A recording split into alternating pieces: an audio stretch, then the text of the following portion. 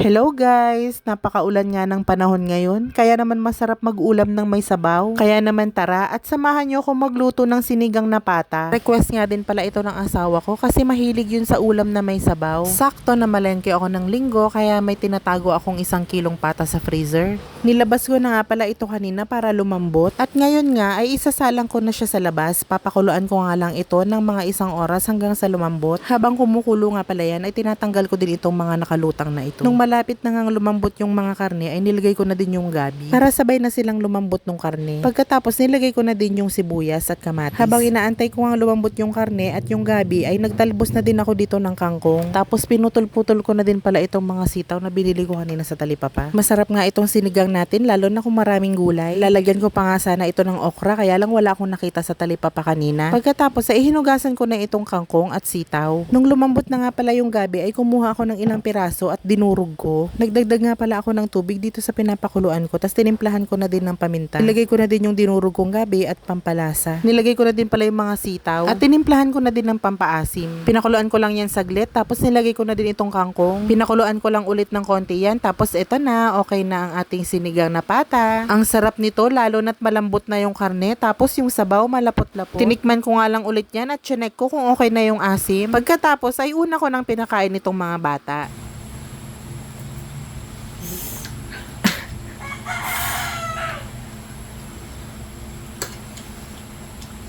Opo, sarap. Let's go! Sky! Sabi niya.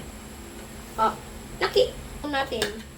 Okay? Oh, very good. Pinaka-paborito niya sa Opo. frog bake. Yummy!